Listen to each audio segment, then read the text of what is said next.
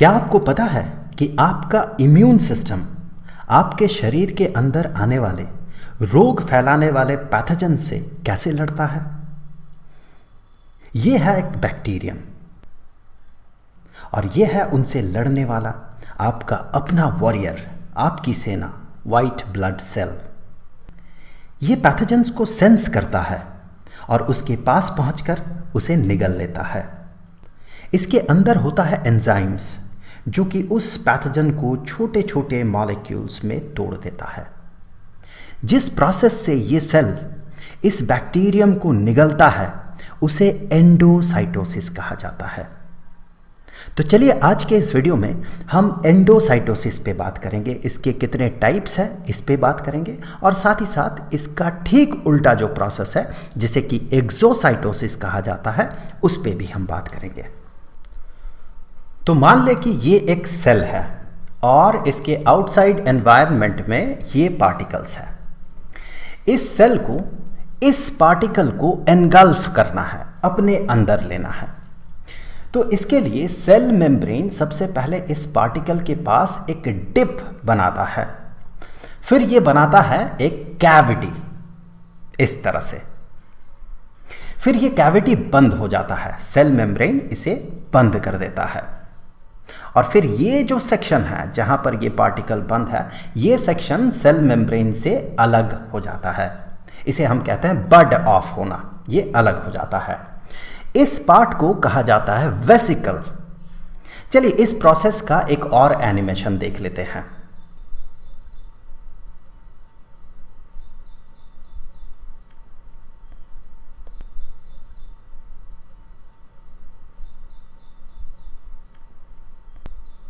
अब सेल क्या करता है, इस पार्टिकल को तोड़ने के लिए एंजाइम्स भेजता है, लाइसोसोम्स एंजाइम्स लाता है और वो एंजाइम्स इस पार्टिकल को छोटे छोटे पार्टिकल्स में तोड़ देता है।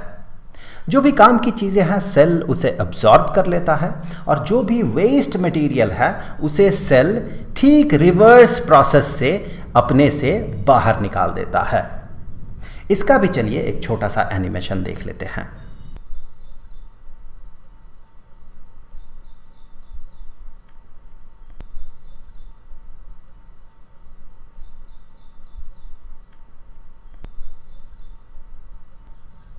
अब चलिए इस पूरे प्रोसेस को एक साथ ड्रॉ करते हैं। जब सेल एक पार्टिकल को अपने अंदर लेता है तो इस प्रोसेस को कहा जाता है एंडोसाइटोसिस। एंडोसाइटोसिस, ये जो एंडोसाइटोसिस शब्द है 3 ग्रीक वर्ड से बना हुआ है। एक तो है एंडोन, दूसरा है काइटोस और तीसरा है ओसिस। यहां पर एंडोन का मतलब होता है विद इन, अंदर, विद इन। काइटोस का मतलब होता है सेल और ओसिस का मतलब होता है प्रोसेस। मतलब एक ऐसा प्रोसेस जिस प्रोसेस में सेल बाहरी चीजों को अपने अंदर लेता है, इसे एंडोसाइटोसिस कहा जाता है। और इसका जो रिवर्स प्रोसेस है जिसमें कि सेल वेस्ट मटेरियल को बाहर निकालता है, इस प्रोसेस को एक्सोसाइटोसिस कहा जाता है। एक्सोसाइटोसिस, एक्सो का मतलब होता है बाहर, दिस एक्सो मीन्स आउटसाइड या आउट। चलिए मैं आउटसाइड लिख देता हूं। मतलब ये एक ऐसा सेल्यूलर प्रोसेस है जिससे कि अंदर की चीजें बाहर निकलता है। तो एंडोसाइटोसिस जिसमें कि सेल बाहरी चीज़ों को एनगल्फ करता है, एक्सोसाइटोसिस जिससे कि ये अपने अंदर के जो वेस्ट मटेरियल है उसे वो बाहर निकालता है। लेकिन पहला सवाल तो ये आएगा कि ये जो एंडोसाइटोसिस है सेल को इसकी ज़रूरत क्यों पड़ती है, जबकि सेल के पास 2 प्रोसेसेस है। एक तो डिफ्यूजन जिससे कि वो छोटे छोटे मॉलिक्यूल्स को, नॉन पोलर मॉलिक्यूल्स को अपने अंदर ले सकता है और अपने से बाहर निकाल सकता है। तो डिफ्यूजन से सेल ऑक्सीजन को अपने अंदर लेता है, ये सेल मेम्ब्रेन के थ्रू ऑक्सीजन पास कर सकता है, छोटे मॉलिक्यूल्स हैं, और कार्बन डाइऑक्साइड को ये बाहर निकालता है। तो डिफ्यूजन के प्रोसेस से ऑक्सीजन और कार्बन डाइऑक्साइड का लेन देन सेल तो कर लेता है। और एक प्रोसेस है सेल के पास जो कि है ऑस्मोसिस। ऑस्मोसिस के प्रोसेस में सेल पानी को अपने से बाहर और अपने अंदर आने देता है। सेल मेम्ब्रेन इसे अलाउ करता है। पानी एक छोटा मॉलिक्यूल है, वाटर मॉलिक्यूल छोटा होता है और ये पोलर होता है, तो ये धीरे धीरे अलाउ करता है, सेल मेम्ब्रेन इसे अपने से पार होने देता है। लेकिन हमें पता है कि अगर मॉलिक्यूल्स बहुत बड़े हो, लार्ज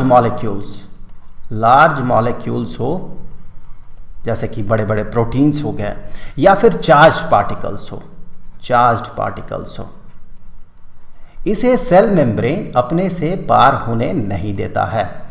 लार्ज पार्टिकल्स, ये इतना बड़ा होता है लार्ज मॉलिक्यूल्स के सेल मेम्ब्रेन के बीचों बीच जो गैप है उससे वो पार नहीं हो सकता है। और चार्ज्ड पार्टिकल को जो सेल मेम्ब्रेन का अंदरूनी हिस्सा है, जो कि हाइड्रोफोबिक सेक्शन है, फॉस्फोलिपिड का हाइड्रोफोबिक सेक्शन, वो इसे पार होने नहीं देता है। तो ये जो मॉलिक्यूल्स और पार्टिकल्स है ये तो पार नहीं हो पाता है, ये रुक जाता है। तो ऐसे मॉलिक्यूल्स को, बड़े मॉलिक्यूल्स को अपने अंदर लेने के लिए सेल जो प्रोसेस यूज करता है वही होता है एंडोसाइटोसिस। अब देखिए, ये जो एंडोसाइटोसिस है इसे अभी फिलहाल इस लेवल पे हम दो कैटेगरी में कैटेगराइज कर सकते हैं। एक को कहा जाता है फैगोसाइटोसिस और दूसरे को कहा जाता है पिनोसाइटोसिस। एक सेल का ईटिंग प्रोसेस है और दूसरा सेल का ड्रिंकिंग प्रोसेस है। जब सेल सॉलिड बॉडीज को एंडोसाइटोसिस के प्रोसेस में अपने अंदर लेता है तो उस प्रोसेस को फैगोसाइटोसिस कहा जाता है।